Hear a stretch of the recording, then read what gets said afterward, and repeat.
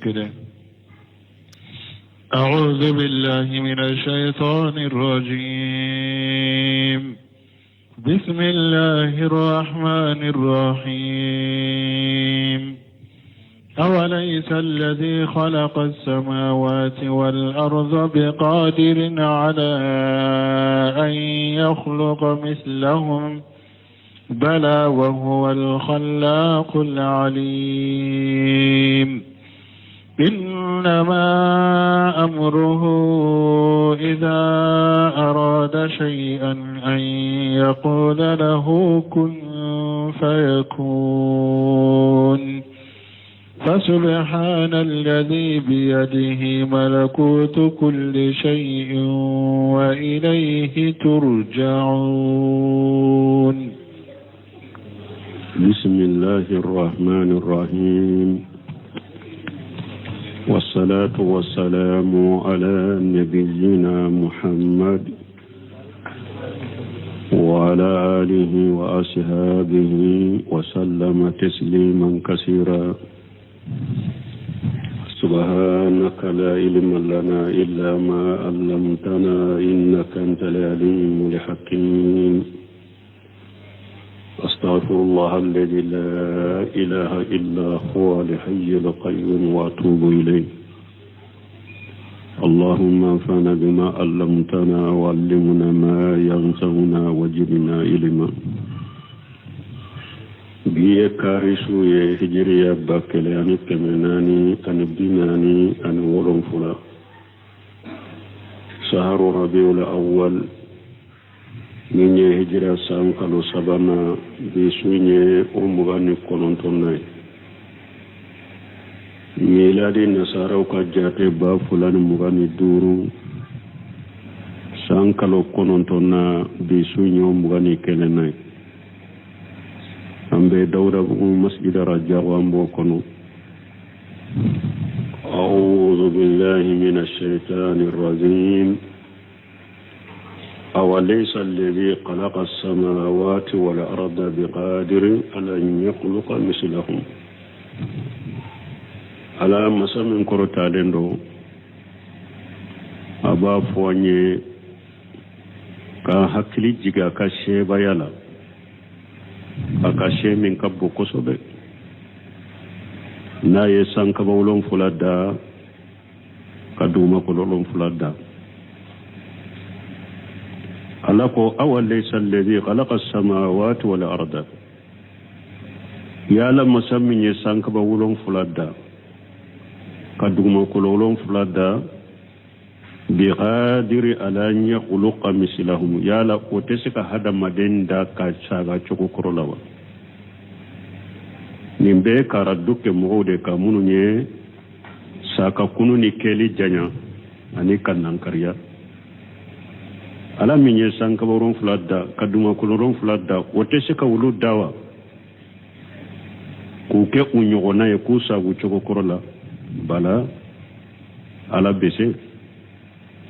ninye sanka bolon fulada kaduma kolon fulada bese ka hada madenda ki sagi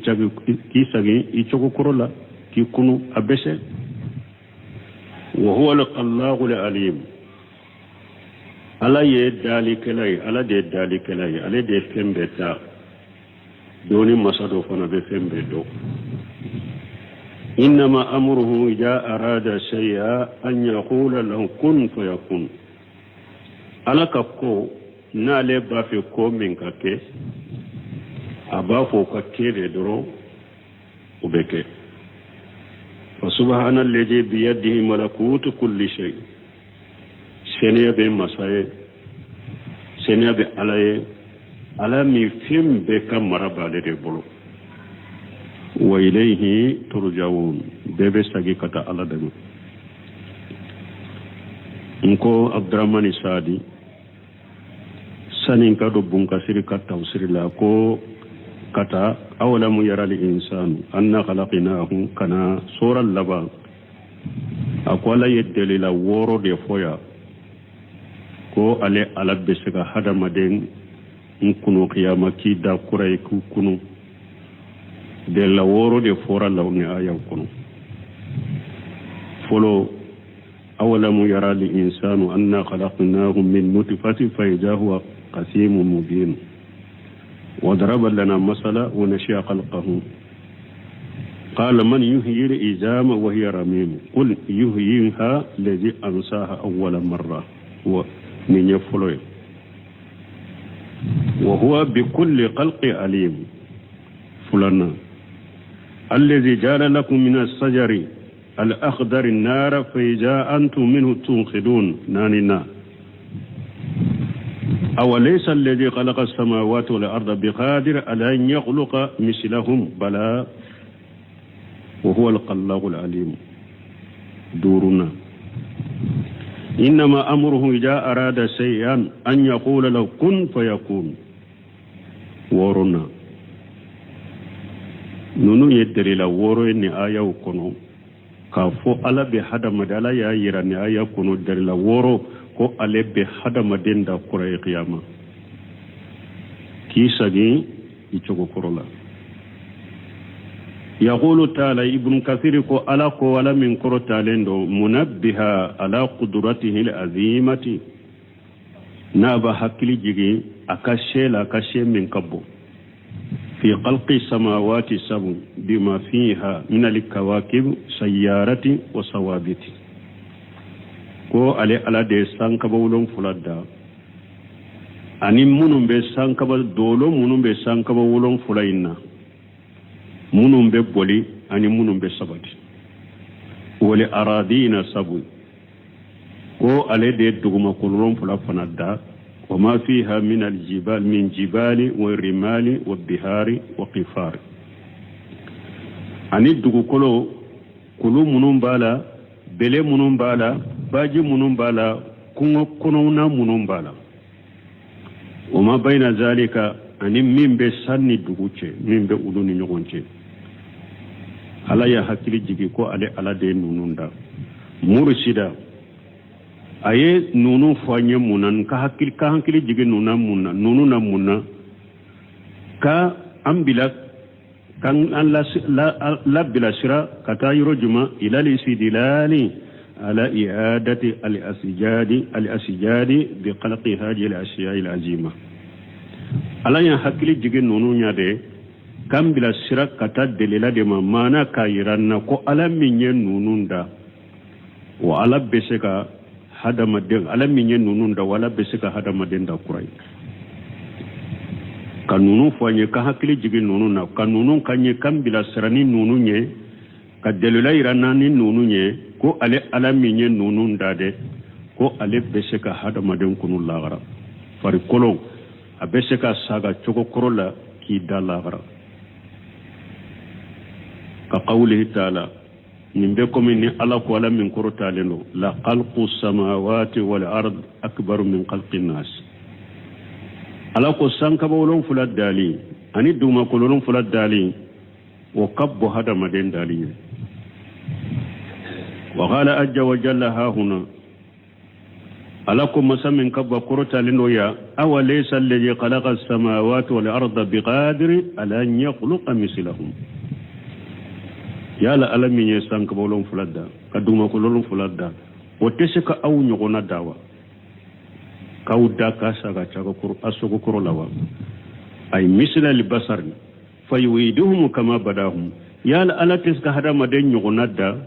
kawusagi a chogo kurola koma tumbe chogo me kawusagi o chogo la yala la tesola ba abese qalahu ibn jarir yanfo wa hadhihi ayatul karimatu ka qawlihi azza wa jalla ni ayat ba min fulani nye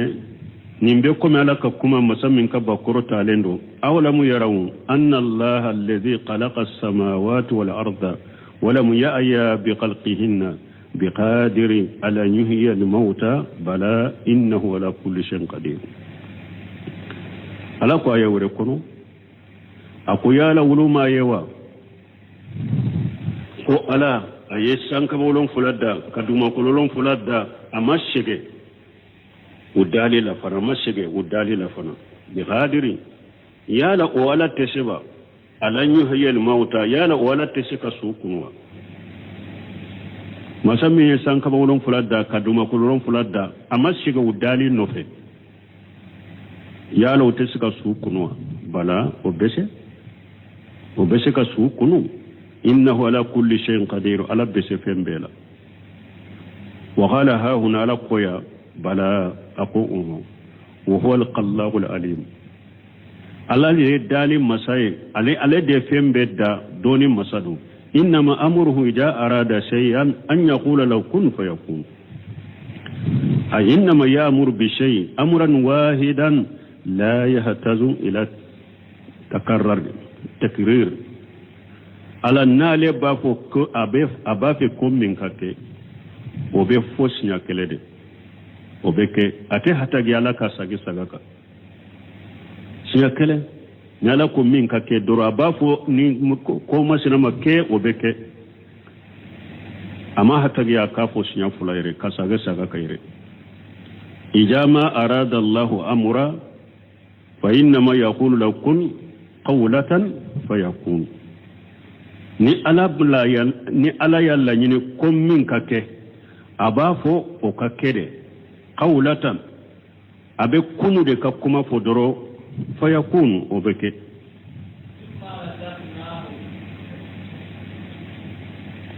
abafo ko in kake doro obeke wala ni ala tade ate hatagi akasagi kula wa qawlu ta'ala fa subhanalladhi bi yadihi malakutu kulli shay wa ilayhi turja'un ay tanzihu wa taqdis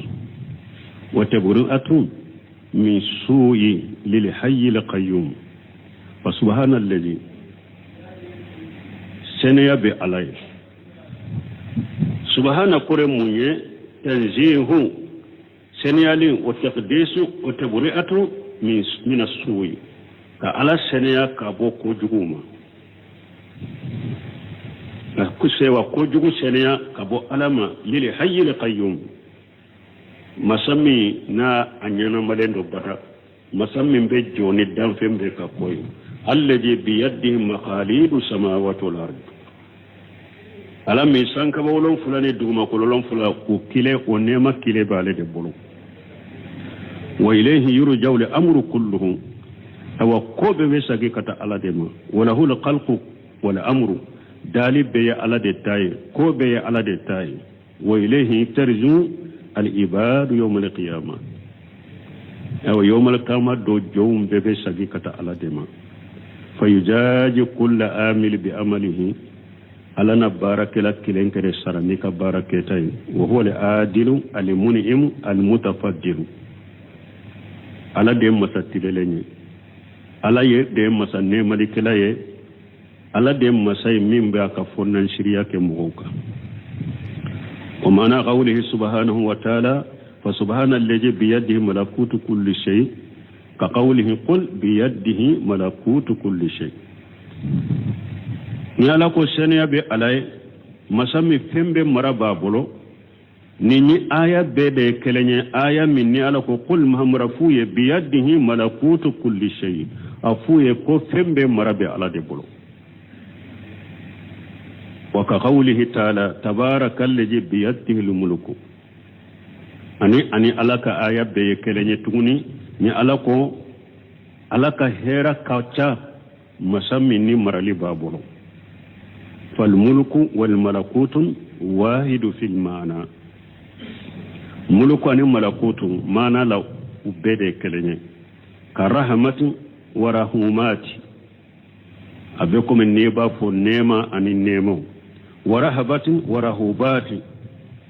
ani soni wajabur wajabaruti ani karabali wa minan nas man jama anna al mulka huwa allamul ajsam wal malakutu huwa alam al arwah alam al ajsam mun kasiri ko mo doya agalon fo ko mulku huwa allamu al ajsam ko do ko mulku ye hadamade danfe munun farla kurlamado ko mulku yode wal malakutu huwa allamu al arwah ko danfe munu nila mawdo niw وشهيه الأول منكسركم منك كن فولو ددوم ملك ولملكوت بيد ما كلاني وهو الذي عليه جمهور من المفسرين وغيرهم أقول كمان بوري كتوسير كلاونا أنو توسير كلاوتنا كو الملك ولملكوت كو بيد ما كلاني سورة الصفات بسم الله الرحمن الرحيم والصفات صفا فالزاجرات زجرا فالتاليات ذكرا إن إلهكم لواحد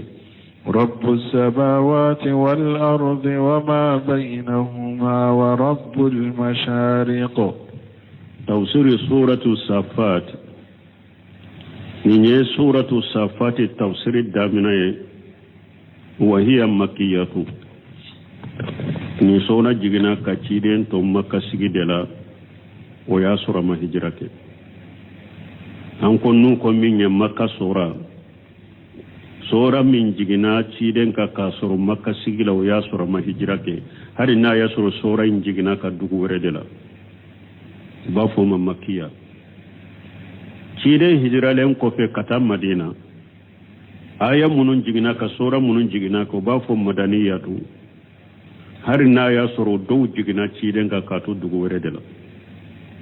misali la al yawma akmaltu lakum dinakum wa atmamtu alaykum ni'mati wa radaytu lakum al-islam ad-dina wo jigina ciden ka arafade aka hijula ba me aya nye madaniya madinan kade do pasiga jigina ka ciden to madina sigide la donc ni sora jigina ka ciden to makka sigide la akacha sora munun jigina ciden ka makka sigila uka kuma uka giri parce que ulube kuma tauhidi de ka duskun dilali ulube kuma duskun dilali de ka tauhidi uka kuma uka giri ka teme sora munun jigina madina maka sora tauhidi debu kono ka tauhidi sabati tauhidi uluhiyya ala kelempe ka bato ude kacca maka sora kono madina sora upana min kacca ulu kono jahadu kowni kiru jahadu kowni fardawu munun nana sallun ka kibaru yani hiju ka kibaru yaw ulu de kacca madina sora ula عن عبد الله بن عمرو رضي الله عنه قال سمع عبد الله بن عمرو ملك جكباما قال كان رسول الله صلى الله عليه وسلم يأمرنا بالتخفيف ويؤمنا بالصفات ni hadisa domba do ya sanadu kenya ko ciren tumbe ulunya mariya alimami ni be sallini jamai ka salli fegaya kana janya ko jugu ika salli fegaya kabila hakela ويا أمنا بصفات ما أتمبو لسالني سورة الصفات يفنا يادو وكجا صفات مومي سيدم بوكلا ساللا دونك نيايرا لسري ينيب مغولا سالي كسالي فغيا من وقتو دولا يربي كجمدو نيه فريفوني دو جمالا وقتي مي كافو فريفوني بجمالا جما يربا في سالي كسما دوني باسي تالا كسما وبي فرانيكون كو تشودلا ibe salli fegaya me ibe ka jamal la jede ku koroshide ni yere ya do wakati dobe jamai salli njanyali kadi ye ubo fari foni nendo ibe se ka janya do ndola wala ni ote ni ye jamal la je wakati dola de gumbe fari fagaw be banabato be iba fegaya bismillahir rahmanir rahim ambe ni sura تفسير دامنا ني على تقنيم به وغامبن ني سوره تفسير دامنا كبركا ني كهيرا ني على تقنيم به رحمن نعم الله بولن تجيده علي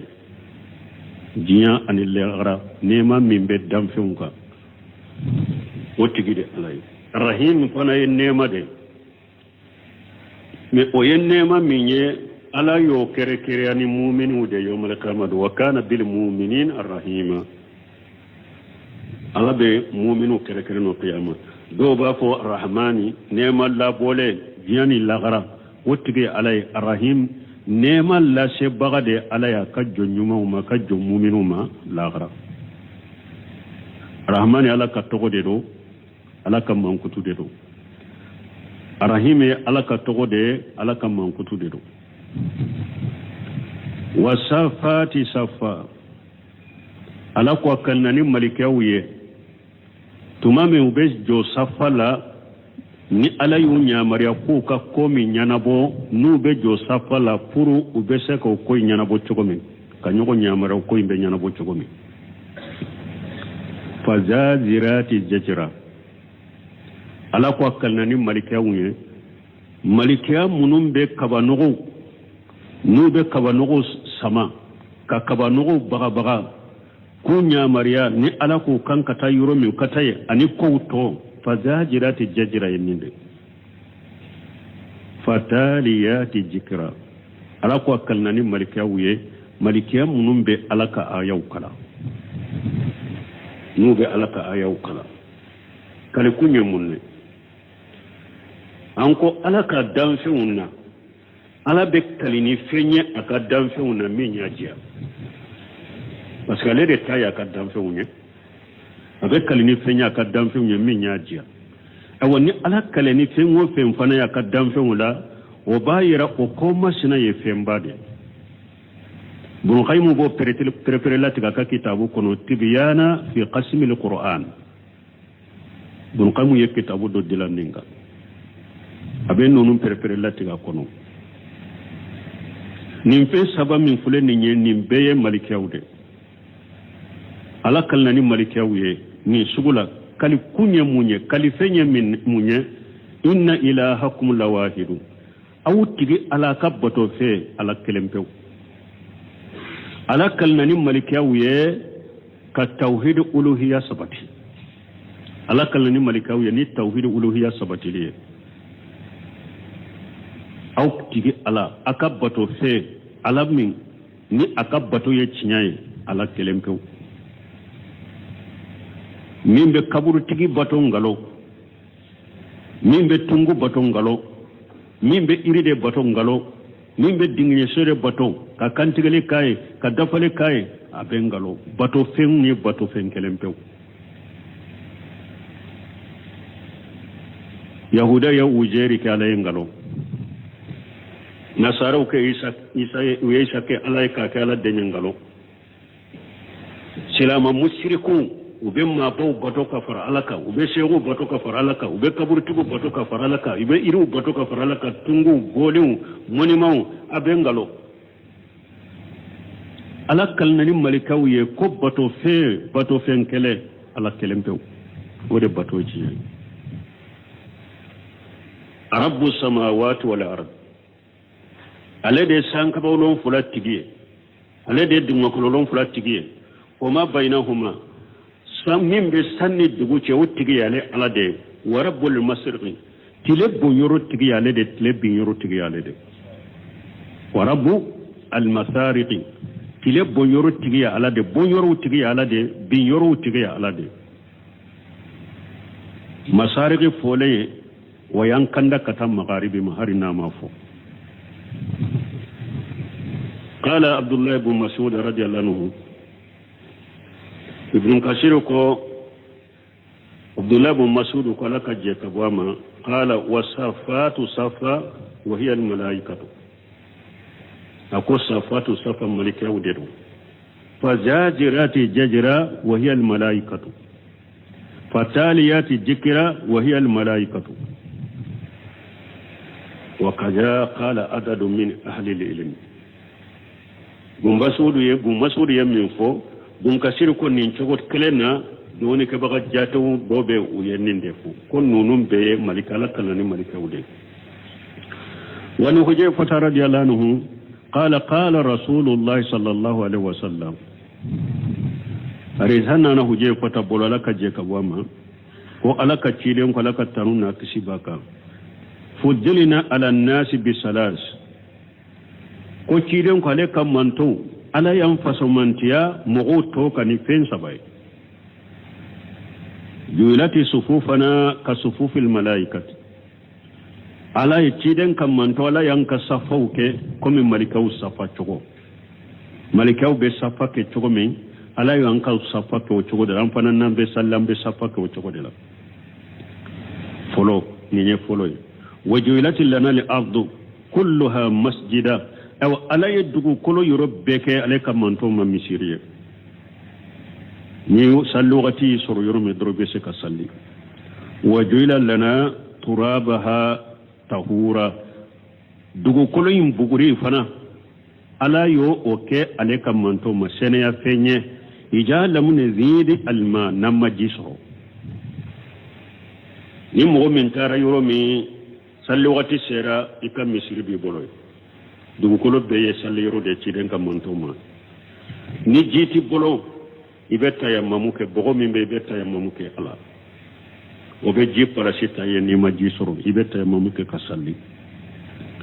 nambe salli fanambe safa ke komi malikew nu be safa ke ni ugake kala kanya maru kon mbo asira fe chokomi donc ci den ko le kam man to la yam fasa man tam go to kan ni fen sabay wani jabir ibn sumrah radiyallahu anhu qala rasulullah sallallahu alaihi wasallam hadisana jabir ibn sumrah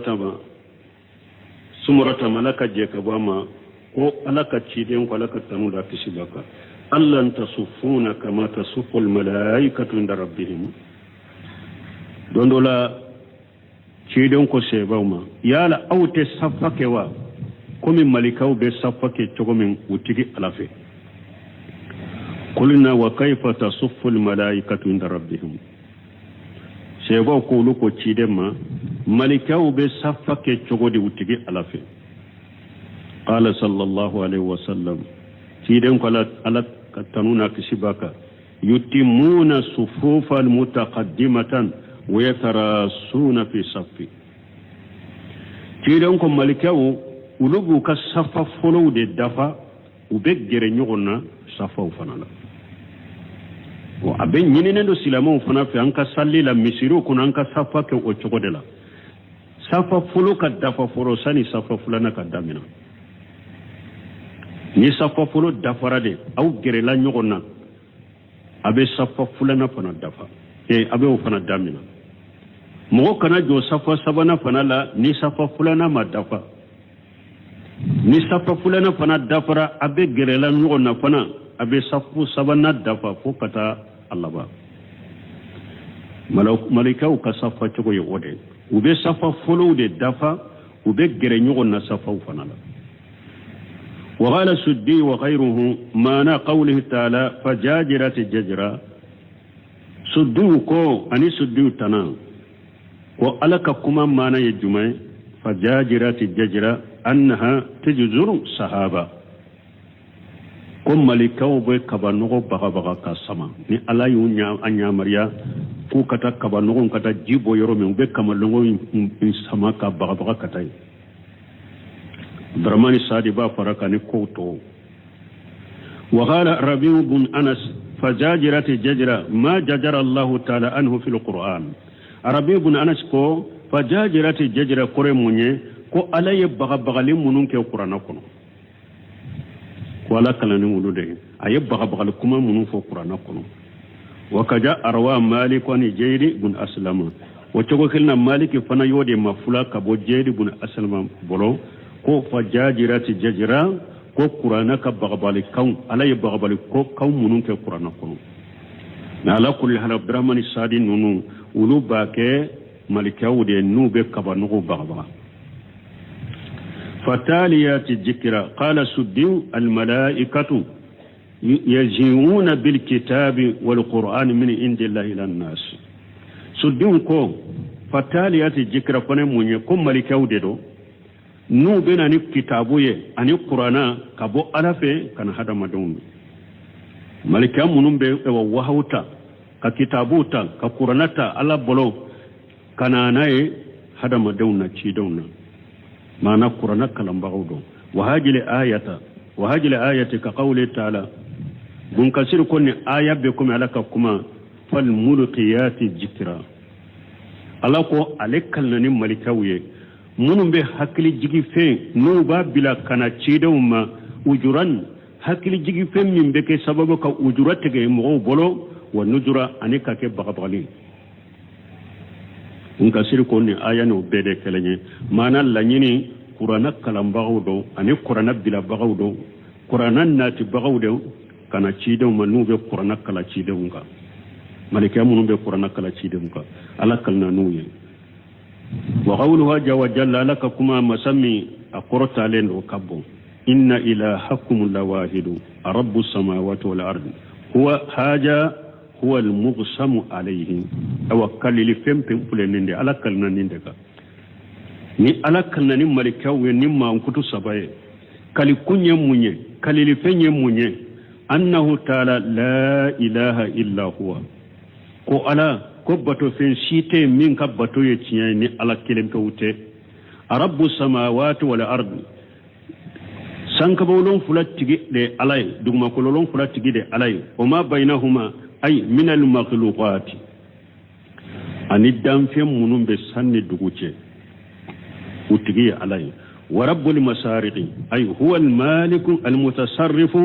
في القلق بتسقيره بما فيه من الكواكب ثوابت والسيارات ورب المسارق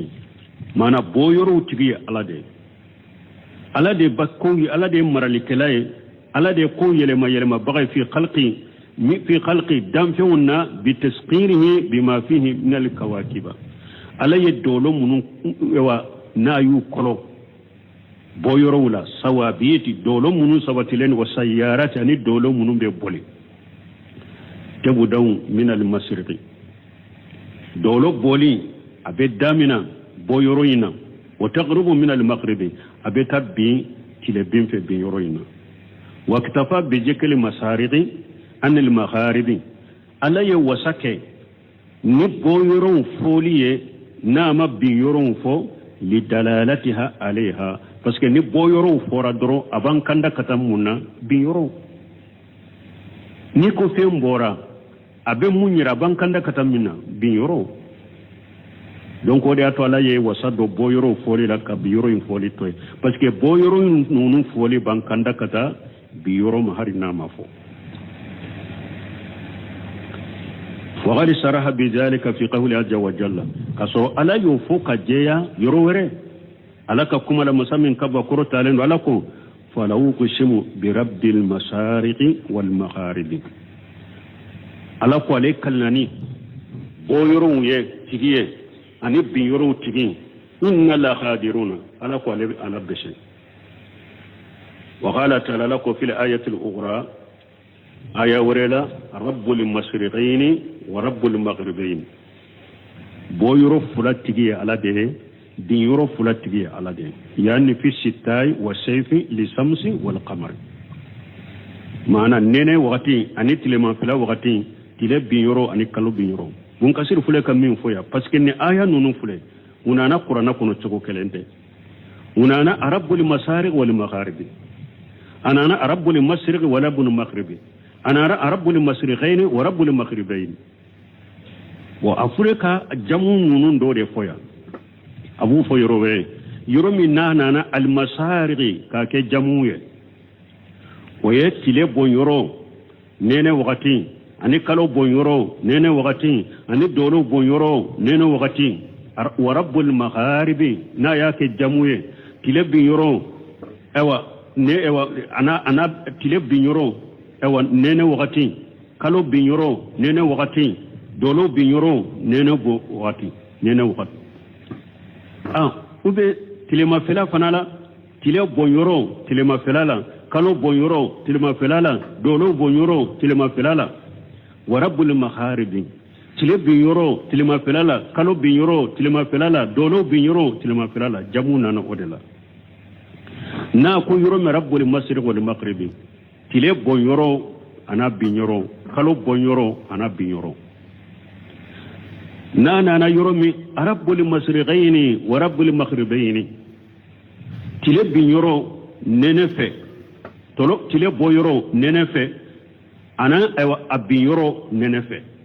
kalo bonyoro tilema felafe ani kalo binyoro tilema felafe afule ko de foya ناكو رب المغربين ورب المشرقين يعني في ستة وسيف يلي الشمس والقمر معناها تلما فيها نيني وقتي تلبي بو يرومي يعني كالو بو يرومي تلما فيها فنا تلبي بو يرومي يعني اوان كالو بو يرومي نيني وقتي تلبي بي يرومي يعني كالو بي يرومي تلما فيها وقتي تلبي بي يرومي يعني كالو بي يرومي وبي جامون نينشوكو دي لك نو بولم بنيون كنو قرآن الله إنا زينا السماء الدنيا بزينة الكواكب وحفظا من كل شيطان مارد لا يسمعون إلى الملأ الأعلى ويقذفون من كل جانب دحورا ولهم عذاب واصب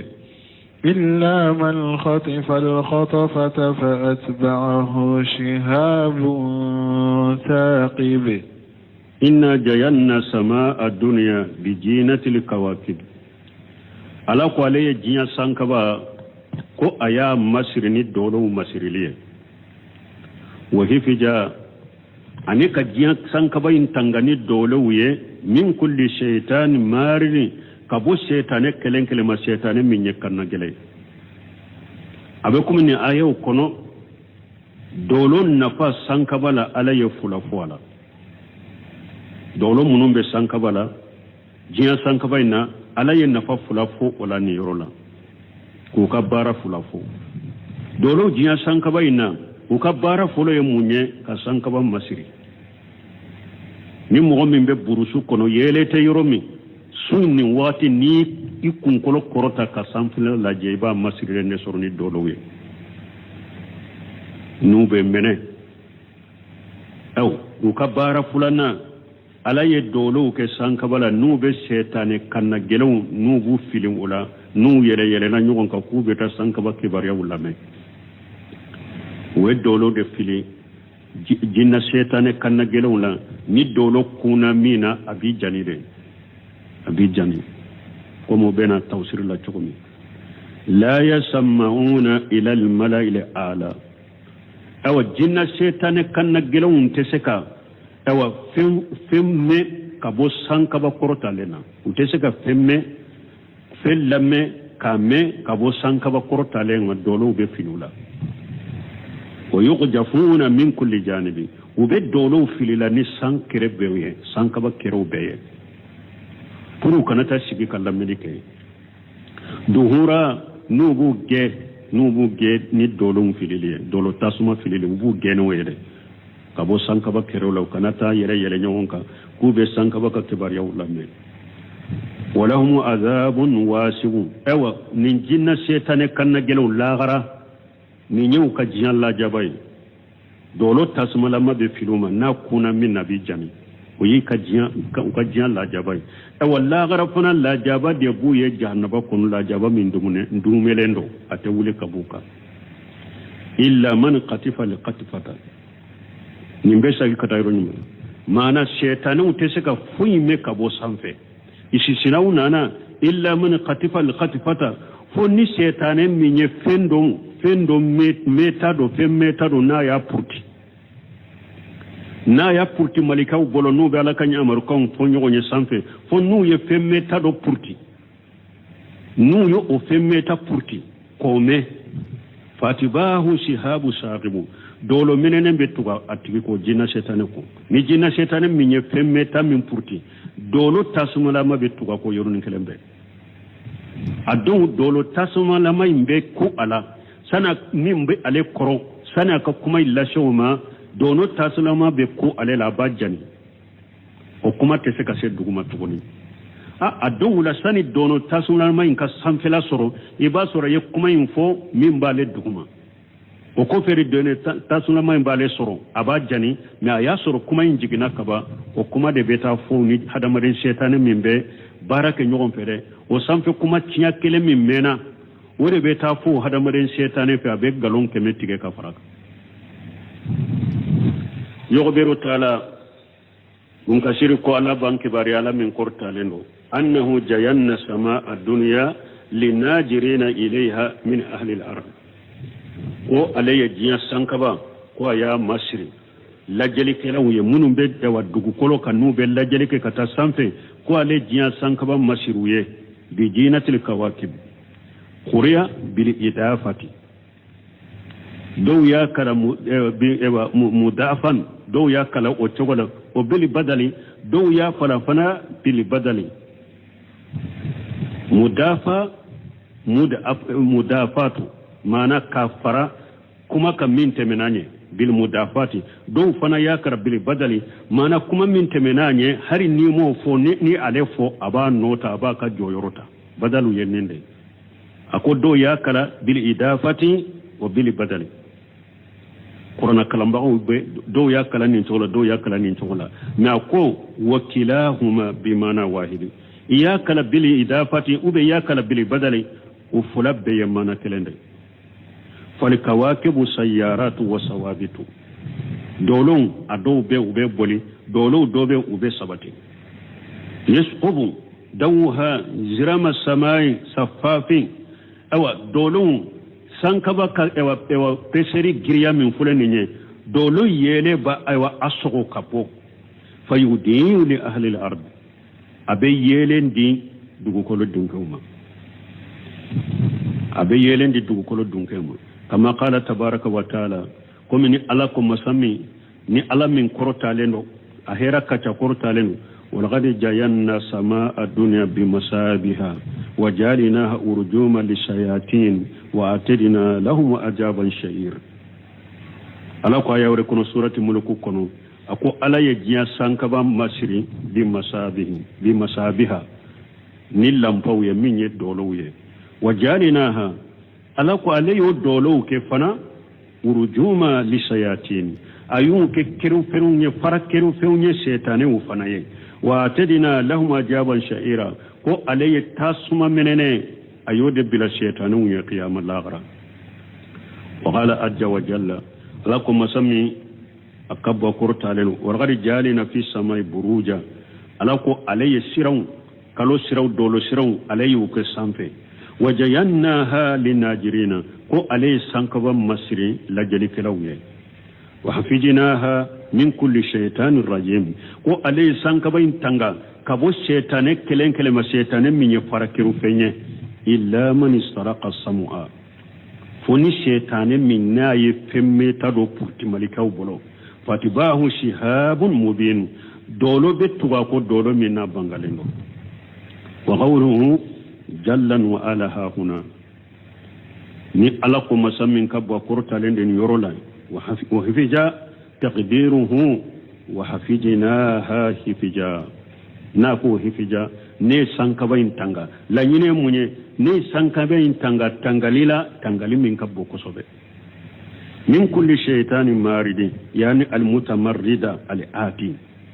shaytane kanna gele danteme baga shaytane min ni kanna gele danteme baga nye sankaba koloshi kabo oma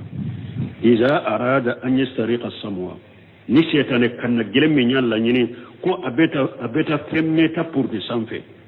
atahu shihabu saqibu awa dolo minelen dobena shaytane imma faharaqahu abajan abe shaytane jani wali haja qala taala ninde koso alakum masami ala min qortalenu la yasma'una ila al-mala'il ala aku teshika menike kallamelike kabo sankaba qortalena ay li allan yashilu ila al-mala'il ala ni sankaba intanga pour jinna shaytane kanna gelun kana se kashe sankaba qortalema ube tallamelike wa hiya as-samawati wa man fiha min al-mala'ikati ila al-mala'il ala jumai mana sankabon ani malika munun ba kono ija takallamu bima yuhihi Allah ta'ala nu malika kuma ni fenya ni ala yemin wa hawma nu kuma na ye sanfe mimma yaquluhu min shar'ihi wa qadarihi ala be ko munun fo malika ye sanfe na ye wa hawmin fo malika ye sanfe ni malika baki ka kuma ni o wa hawye adoye alaka sariya adoye alaka latigawe ni malika bo fofo nyonye sanfe jinna setanu tumbe yele nyogon ka katalla melike nu ye mimme una be jigi uni hadamaden setane min be baraka nyome beta foyo o be galon kemetige ka faraka kama taqaddama bayanu zalika fil ahadith allati waradnaha inda qawli tabaraka wa taala bun kasir ko komi alayo fo chogomi alayo fo hadisa wala chogomi hadisa munun temena aya yorola aya minni alako hatta idha fujiya an qulubihim qalu ma ja qala rabbukum qalu li haqqa wa huwa al-aliyyul kabir anye o hadisa nunun funni ayat tafsir suratu sabai kono ولهذا قال تعالى من دكوس alako ala min kortalenu wa yuqjafuna ay yurmauna mana ube shaytanin farakiru ube dolo nunun filula ku filula min kulli janibi ay min kulli jihati yaqsiduna samaa minha sankaba yoro nu tara ku be yelenu o yoro yedro yele nyogon kan o yoro kata sankaba ka kibariya purti kume dolo imbe filila o yoro la duhura rajma adolo nunun filila يدحرون به ويجزرون ويمنعون من الوصول إلى ذلك ويرجمون نوبي دولون نون في الله كوجه كوبغا كوجه كوبالي برو كناشي ويرو لا كوبه الله منك كنا دولون نون في الله ظهور قرينند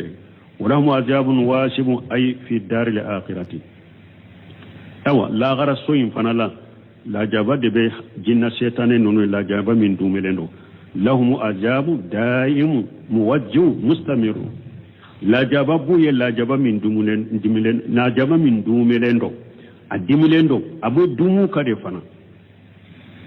كما قال جلت أجمته ومن على يافو مسمني أكا فننشريا كبو واتدنا لهم عذابا شهير على قولي لا جابا بلوني لا جابا من مننندو وقوله تبارك وتعالى إلا من قتف لقتفة أي إلا من اختطف من الشياطين القتفة لأنني فني الشيطان من يفهم تدو بورتي وهي الكلمة يسمعها من السماء فيلقيها إلى الذي تحته إلا من قتف لقتفة كرموني فني الشيطان يفهم تدو بورتي علم من بسانفه na ye femme ta do purti malikawum bolo no be fem munun fo nyogonye mimbe ale fana duguma abe femme ta imbila kana oma wa yulqiha ila akharu o fana ila alladhi tahtahu o fana bu bila kata shaytane wurema mimba ale fana koron fa rubbama adrakahu shihabu qabla yulqiha akacha adola sani mimbe sanfa ka kuma imbila kana duguma tama dolo imba soro abajani o kuma inte seka jigi urubama alqaha akacha fana dola fana ni dolo imbai ale soro wakati mi ko aba jano ba soro ye kuma imbila kana duguma bi qadari allah taala ni alakallatige ala min korta leno qabla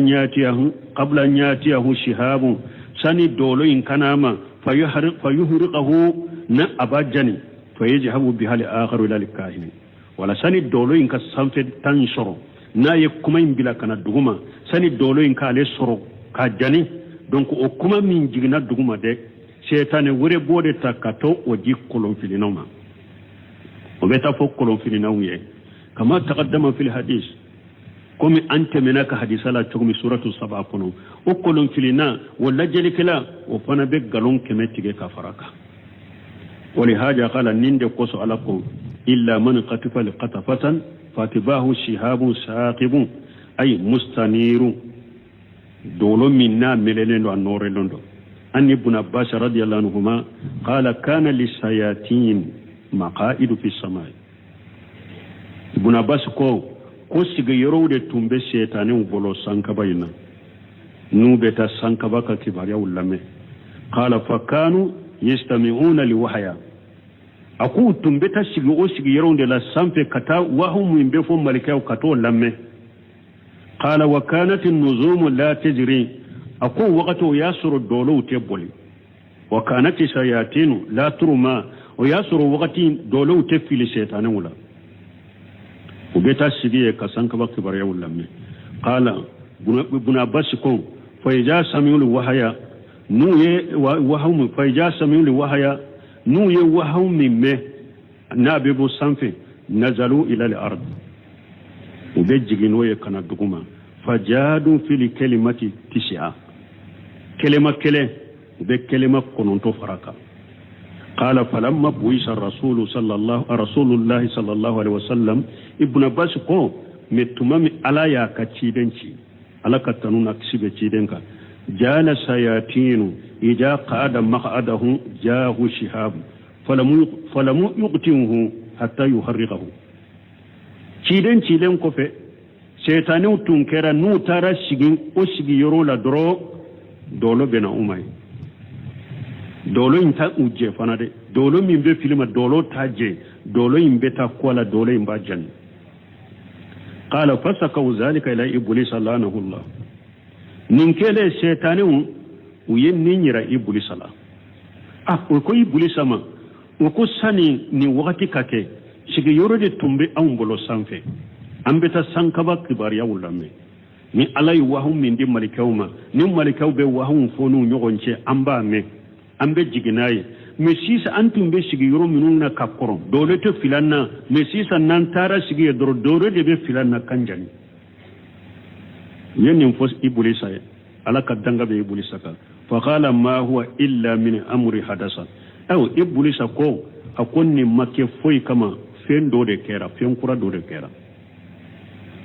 do fendo de kera odi ato nin kera qala fa bassa junudahu aw ko ibulisa ayaka e wajamachi kele bolona ka jama ayuci ku ka yala dugu koloka uka kurushirike kallajilike sababu min yato nin kera sababu do de kono yati ko do de kera odi yato nimbe kula ukanyi uka tari dugu koloka uka sababu nyini aka jama sarra dugu koloka fayja rasulullah sallallahu alaihi wasallam qa'imu yusalli baina jabalayn naqlati unana kuto yalala makka fanfelala munu nanani o yoroye unana kulu fula mimbe ni tamaro tube kulu fula ni nyogonche uya soro cide mbake kasalliye cide njolendo abake kasalli abe qur'an kala ne harisa be turmiji kono ani tabarani ani ahmana harisa dombago do ya saha wasatati inshallah taala bon bun kasir ko sababu kerande mana sani ciren kacci shaytane utumbe ta sanfo beta kanka ba kibare wulamme metuma mi ciren kira alaye obare kadolo ke onana bun kasir bo fo onana suratul jinni kono abeno fo وستاتي إن شاء الله تعالى لأحاديث الواردة ما لآثار في هذا المعنى بنكسير كو ni ala sonna ko abe hadisawu nati ani asaru munun nanan nin koina ko abe ulu sama kunati inda qawlihi ta'ala ikhbara anni lil jinni tuma min ala banki bariya ka jinna ka ko fanya yorome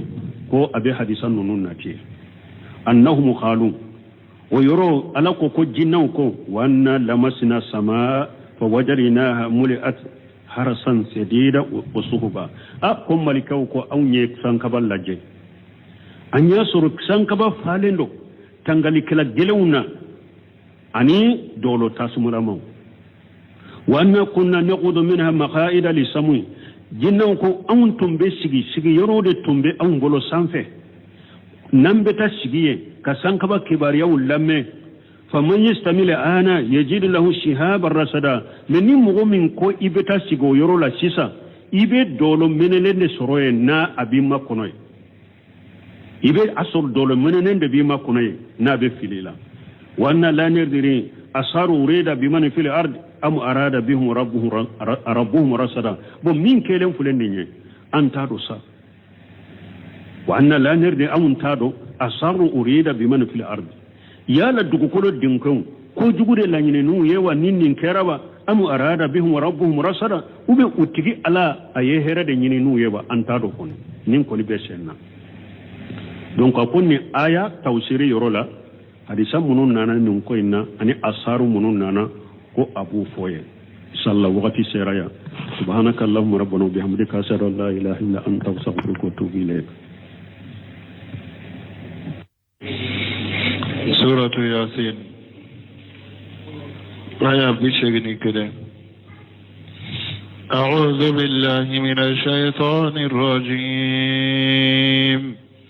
بسم الله الرحمن الرحيم. أوليس الذي خلق السماوات والأرض بقادر على أن يخلق مثلهم بلى وهو الخلاق العليم. إنما أمره إذا أراد شيئا أن يقول له كن فيكون. فسبحان الذي بيده ملكوت كل شيء وإليه ترجعون. بسم الله الرحمن الرحيم، والصلاة والسلام على نبينا محمد وعلى آله وأصحابه وسلم تسليما كثيرا. سبحانك لا علم لنا إلا ما علمتنا إنك أنت العليم الحكيم. أستغفر الله الذي لا إله إلا هو الحي القيوم وأتوب إليه. اللهم انفعنا بما علمتنا وعلمنا ما ينفعنا وزدنا علما. biye karisu ye hijiriya bakele ani kemenani ani binani ani wolonfula saharu rabiul awwal minye hijira sankalo sabana bisunye o mugani konontonnay miladi nasaraw ka jate ba fulani mugani duru sankalo konontonna bisunye o mugani kelenay ambe dawra bu masjid raja wambo kono. أعوذ بالله من الشيطان الرجيم. أوليس الذي خلق السماوات والأرض بقادر على أن يخلق مثلهم. على مسام كرتالندو أبا فواني كهكلي جيغا كشيبا يلا akashe min kabbo kosobe na ye sankaba wolon fulada kaduma ko lolon fulada alako awalaysa alladhi khalaqa as-samawati wal arda ya lam sammin ye sankaba wolon fulada kaduma ko lolon fulada bi qadiri ala an yakhluqa mislahum yala o tesika hada madenda ka chaga choko korolawa nimbe karaduke mode ka mununye saka kununi keli janya ani kanankariya ala minye sanka boron fulada kaduma koloron fulada o tesika wulu dawa ku ke unyogona e kusa gu choko korola bala ala bese minye sanka bolon fulada kaduma kolon fulada bese ka hada madenda ki sagi ichoko korola ki kunu abese wa huwa al-qallaq al-alim. ala ye dalikelay ala de dalikelay ala de fembeta doni masado fana be fembe do. innama amruhu idha arada shay'an an yaqula lahu kun fayakun. ala kapko n'ale b'a fɛ ko min ka kɛ a b'a fɔ ka kɛ dɔrɔn o bɛ kɛ. fa subahana alladhi biyadihi malakutu kulli shay. sɛnɛya bɛ masa ye sɛnɛya bɛ ala ye ala min fɛn bɛɛ ka mara b'ale de bolo. wa ilayhi turja'un bɛɛ bɛ sagi ka taa ala dama. nko abdurrahmani saadi sanin ka do bunka siri ka tawsiri la ko kata awlamu yara al insan anna khalaqnahu kana sura laba akwala yeddeli la woro de foya ko ale ala